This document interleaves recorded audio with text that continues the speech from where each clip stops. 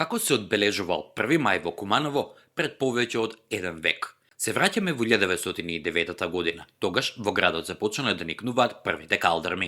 Таа година, на 1 мај низ градот во чест на празникот на трудот минале долга поворка луѓе. Се одржувале и првите говори. Се зборувало за значењето на празникот на македонски, односно локалниот кумановски дијалект, турски и српски јазик.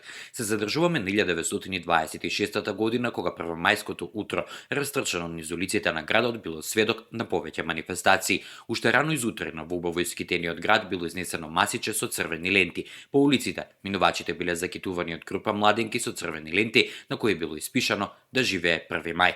Тој ден требало да се одржи предавање во кафеаната Едисон, кај денешното кино Козјак, но полицијата која будно ги следела овие акции не дозволила да се одржи планираното предавање.